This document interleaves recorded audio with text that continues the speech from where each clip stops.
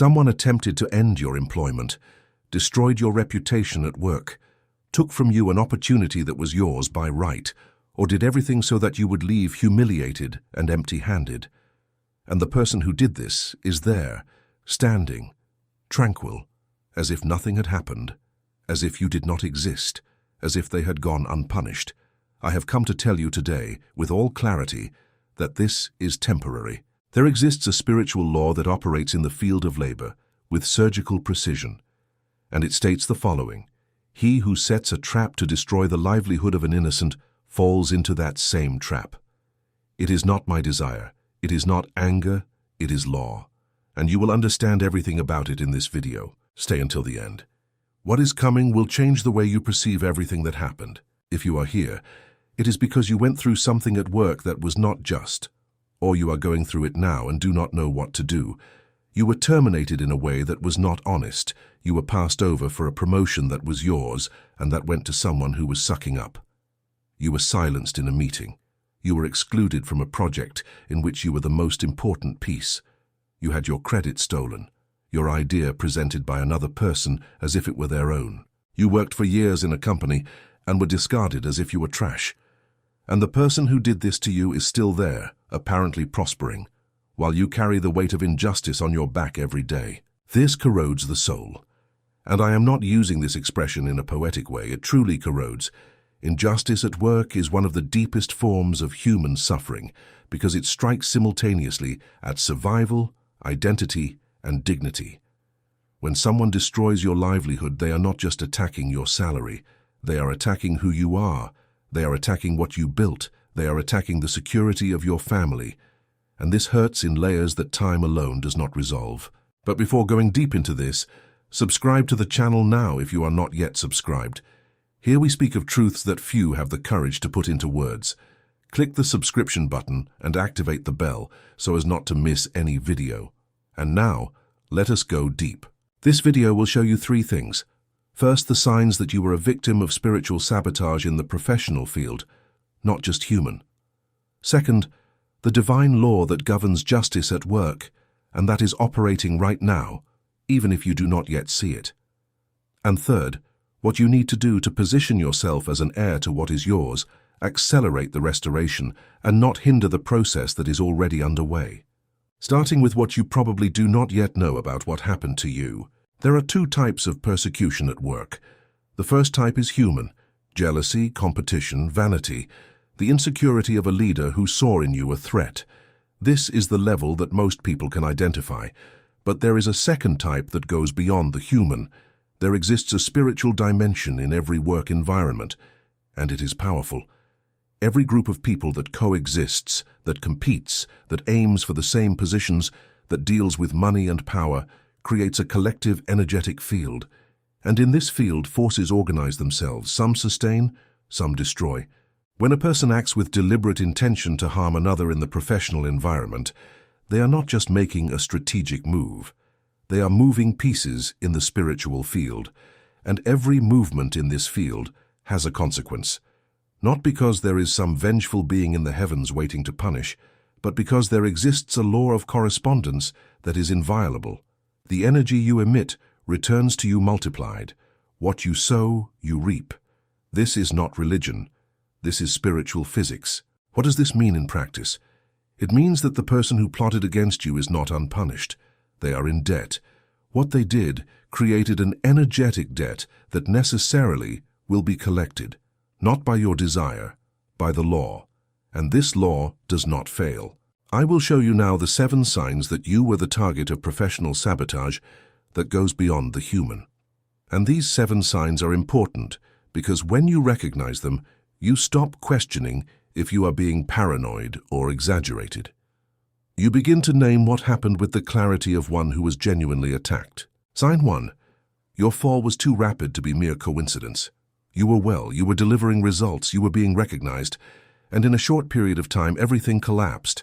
Your image was tarnished, your relationship with leadership soured, your position was weakened. When a professional fall happens rapidly and without an obvious objective cause, it is rarely an accident. It was constructed. Sign 2. The stories about you arrived before you could defend yourself. When you realized something was wrong, the narrative was already installed. People had already formed an opinion. The boss had already heard versions of the facts that you would never have told that way. Someone worked before you, someone planted. Sign 3. You were progressively isolated. Meetings you participated in and stopped being invited to. Communication groups you left without explanation. Projects you led and were transferred to another person without clear justification. Isolation at work is rarely organic. It is built brick by someone who has an interest in your exclusion. Sign 4. Your departure was used as an example. When you left, or when you were removed, or when you were passed over, someone used that to promote themselves, to occupy the space that was yours, to gain visibility on top of what happened to you. Your fall served as a step for another person to climb. Sign 5. You feel in the body the effects of what occurred. I cannot exaggerate the importance of this sign. Professional injustice does not stay only in the head. It descends to the body. Tension in the neck and shoulders, insomnia, panic syndrome, high blood pressure that appeared out of nowhere, gastrointestinal problems. The body keeps the record of the attack, even when the mind tries to rationalize and move forward. Sign 6. Your professional self-confidence was destroyed. Before this happened, you knew what you were worth. You knew what you could do. Afterward, you began to doubt yourself, to ask yourself if you were indeed as good as you thought, to hesitate before making decisions that you previously made without blinking. This is not maturity nor humility. It is the effect of the attack on your professional identity. Sign 7. You are still ruminating. Even if months or years have passed, you still revisit those moments. That meeting, that conversation, that termination, that email you never forgot. You still have mental dialogues with the one who did this to you. You still think about what you should have said, what you should have done. When the processing does not close, it is because the spiritual field is still open. The chapter has not been concluded. If you identified with 4 or more of these 7 signs, what happened to you was not just human. It was a war. And you need to know how to win wars, not just how to survive them. Leave a like on the video now. This simple gesture is your way of saying, I am ready to hear what comes next. And what comes next is exactly what you needed to hear. Now I will tell you about the law that is operating in your favor at this moment, even if you do not yet see evidence of it. There exists a principle that appears in all spiritual traditions of the world with variations of language, but with the same essence. In Judaism, it is called Midah Keneged Midah, which means measure for measure. In what you do, you receive. In the Christian tradition, it is written that he who digs a pit for another shall fall into it. In Candomblé and Umbanda, they speak of igum, of the energetic return of what was sent. In Eastern philosophies, it is karma in its most precise expression. Every action generates an equivalent reaction in the spiritual field. Different traditions, distinct civilizations, millennia of distance between them, but all reach the same conclusion, because all were observing the same reality. The one who plotted against you is sitting upon a debt that the law demands be paid. Not when it is convenient. Not if the person repents. The law does not function by subjective merit. It functions like gravity, constantly, regardless of the belief or the intention of the one subject to it. But here is a detail that most people do not know, and that makes all the difference. The law of return operates at different speeds depending on certain factors, and one of the factors that most accelerates the return is the posture of the person who was wronged. I will explain this to you. When you remain in anger, in resentment, in active grievance, you are, without realizing it, creating a low-frequency field around yourself. And this field does not just make you feel bad, it literally retards the process of restoration. Because restoration, what is yours returning to you, flows in the frequency of faith, of positive expectation, of peace, not in the frequency of bitterness. This is not unjust. It is mechanical. It is like trying to tune a radio. You need to be on the right frequency to catch the signal. If you are tuned to bitterness, you will not catch restoration, even if restoration is being transmitted. And here is the part that inverts everything. The work of ridding yourself of anger is not for the love of the one who harmed you. It is for the love of yourself. It is to clear the channel through which justice and restoration reach you. To forgive does not mean saying that what was done was right.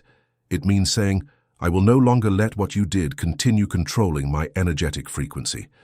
It means withdrawing the power you gave to that person over your internal field. This is the first key of the law of divine justice at work, releasing the weight so that the law can operate without obstacle. But there is more, and this is important. Stay with me. The second key is what I call the positioning of an heir. After a grave professional injustice, the natural tendency is to shrink, to diminish oneself, to stay quiet, to avoid exposure. Many people, after being knocked down at work, enter a state of professional hibernation. They become afraid to re-enter the market. They become fearful of showing what they are worth. They stay waiting for someone to discover them without needing to present themselves. This is understandable. It is human, but it is exactly the opposite of what the law demands of you at this moment. The positioning of an heir means acting like someone who knows that what is theirs is reserved, even when it is not yet visible. It means continuing to develop yourself, continuing to build, continuing to show up. Not in a desperate way, not out of anxiety, but out of the conviction that you still have much to deliver, and that the right place for you to deliver it exists and is waiting. This positioning is not arrogance, it is faith in action, and it produces a measurable effect. People who act like heirs, even in adversity, radiate an energy that is detected by environments and by other people. Opportunities open for those who emit this signal. Doors that seemed closed crack open. Connections arise from where they are least expected. You have already seen this happen to someone. A person who was unjustly terminated, who did not stay in bed crying, who stood up, repositioned themselves, and 3 months later was in a situation clearly better than the previous one. This is not luck, it is law. It is the field responding to the positioning. The third key is the declaration of justice. Just as in the protocol of the previous video, words have weight. Declared intention has consequences in the spiritual field, and there is a specific declaration for those seeking justice in the professional field. It is not a curse upon the one who harmed you. It is an affirmation of divine order. And it sounds like this: I declare that every injustice committed against my livelihood is under the divine law of restitution. What was taken from me returns multiplied. What was sown against me returns to the one who sowed it. I no longer carry the weight of what they did to me. I deliver this to the law that never fails, and I move forward as one who has a destiny to fulfill. Say this every day in the morning, before anything else, standing in a loud voice, and then act as an heir. The fourth key is what I call cultivating the memory of what you have already built. After a professional defeat, the mind has a dangerous vice. It amplifies the failure and erases the achievements. It focuses on everything that went wrong and forgets everything that was extraordinary. You worked for years delivering results, and the mind will insist on reminding you only of the day everything collapsed. You need to combat this actively. Take a notebook and write what I have already built in my professional life. Not what you lost, what you built. Competencies you developed, people you helped, projects you delivered, crises you resolved, impossible situations you overcame. This record is not vanity. It is the recovery of identity. It is remembering who you are when you are not trying to survive an attack. And here is something that will surprise you. When you do this exercise with honesty and without haste, you invariably discover that you built much more than you thought, that you have much more than you imagined, and that the person who tried to knock you down did not destroy what you are, they only tried to obstruct what you deliver. And obstructions are temporary. Now write in the comments, what did you build at work that no one can take from you? A skill, a learning, an achievement, write it, because this public declaration is part of the process of recovering your professional identity. And I want to read it. The fifth key is understanding the timing of divine justice. This is the point that generates the most anxiety in people. Because when you were attacked, when you lost your job, when you were left without livelihood, the urgency is enormous. You need results now. You need to see justice now. You need to know that that person will pay for what they did now. And the spiritual law does not function on your deadline. It functions on its own deadline. What I can tell you, based on everything I have observed and learned, is the following. The return usually comes in the most unexpected way, at the moment when you are least looking for it.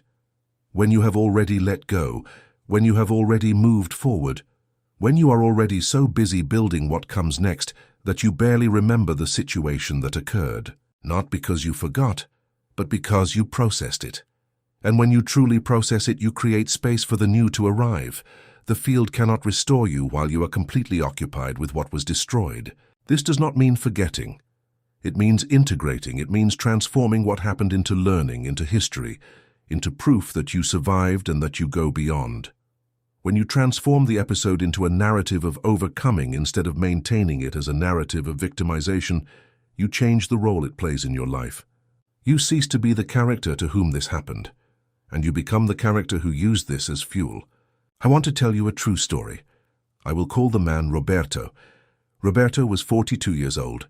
He had been a supervisor in a logistics company in the interior of São Paulo for 12 years. He knew every process, every person, every route. He was the living memory of that operation. A new manager arrived, insecure with the authority that Roberto naturally exercised. In 6 months, Roberto was being marginalized, his suggestions ignored in meetings, his orders contradicted in front of the team. His reputation with the office staff was slowly being eroded by conversations he never knew happened. Until one day he was called to the HR office and dismissed under the justification of restructuring. Roberto left there humiliated, with his self-esteem on the ground, unable to believe that 12 years of dedication had ended like that. He spent 2 months unable to apply for anything, unable to rewrite his resume, unable to sleep properly. It was then that a relative showed him content about spiritual warfare in the work environment. It was not the language Roberto was used to, but something in it struck him in a way that could not be ignored. He began to work on the internal field first. He began to declare. He began to reposition himself. He began to act as the heir of a career that had much more to offer. 6 months later, Roberto was in a competing company in a coordinator position with a salary 20% above what he used to receive, and the manager who dismissed him was fired 3 months after Roberto's departure, when the processes Roberto sustained began to fail without him, and the operation entered collapse. The company lost 2 large contracts in sequence. The manager was held responsible. He left without a settlement. Roberto did not ask for this. He did not desire this. He did nothing to make this happen. The law operated on its own, at its own speed, with the precision it possesses. This is the functioning of divine justice. It is not spectacular. It has no announcement. It simply operates. And he who sets a trap for another falls into it, because the trap is built with the very energy of the one who built it. Share this video now with someone you know who has gone through this or is going through it. You may be the instrument that person needs today to leave the place where they are stuck. And this gesture of sharing also has spiritual weight. When you extend your hand to another, you accelerate what is reserved for you. Now I will give you something that few speak of, and that is fundamental for those seeking professional restoration. The error that sabotages the process. The greatest error people commit after an injustice at work is trying to take revenge using the same weapons used against them, trying to speak ill of those who spoke ill of you, trying to destroy the reputation of those who destroyed yours, trying to use influence to harm those who harmed you. This seems just, it seems deserved, and in the heat of the pain, it is extremely tempting. But when you do this, you enter the same energetic field as the one who attacked you, and when you are in the same field, you begin to have the same consequences. The law does not choose sides based on who started it. It responds to what is being emitted now. If you are emitting destruction, even if in the name of justice you are subject to the return of it. This does not mean being passive. It means being strategic.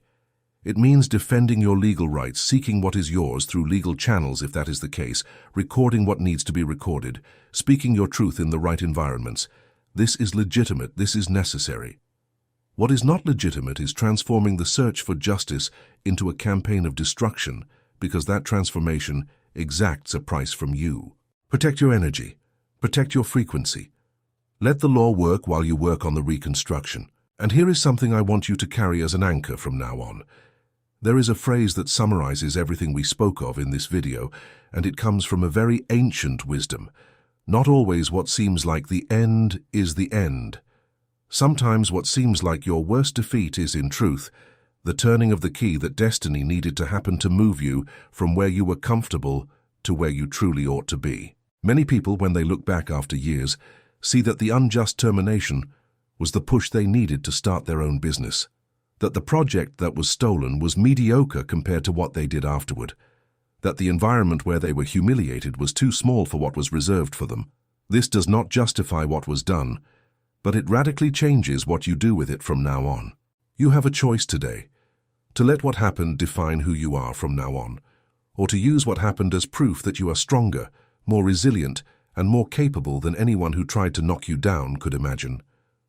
The one who tried to destroy your livelihood did not know what they were trying to destroy, and you, now that you are here, already know that you will not let anyone define the size of your future based on the size of the injustice they did to you. Before closing, I need to reinforce a practical point that is non-negotiable. If the injustice you suffered has legal support, seek a lawyer. Labor claim, record of moral harassment, documentation of illegal practices. Divine justice operates in all dimensions, including the legal one, and the spiritual field frequently uses human mechanisms to execute its balance. Do not neglect the practical plane while working the spiritual field. The two need to walk together. And now the 3 steps for you to leave here and begin today. First step, write on a paper the people or situations that harmed you professionally. Look at the paper, say in a loud voice, "I release this." Divine justice is operating. Burn or discard the paper. This physical ritual has a concrete effect on the energetic field because it combines conscious intention with physical action. Second step, declare every day for at least 7 days the declaration of justice that I shared here, not as a hollow repetition, with real intention, with the certainty of one who knows the law and knows that it works. Third step, take 1 action today toward professional reconstruction, not tomorrow, today. Update your resume. Send a message to someone in your network. Research a course that will reposition you. Schedule a consultation with a lawyer if that is the case. 1 action, real, now. These 3 steps, done with seriousness, place you in the frequency of the air, and the law begins to operate in your favor. If this video touched something real inside you, do 3 things now. Leave a like. Write in the comments what happened to you at work, or simply write justice as a declaration. Share with someone who is suffering in silence because of a professional injustice. And if you are not subscribed yet, subscribe and activate the bell. What comes in the next videos is even deeper. The one who tried to knock down your livelihood did not know who they were dealing with. Now you know, and now the law knows too. We shall see each other in the next video.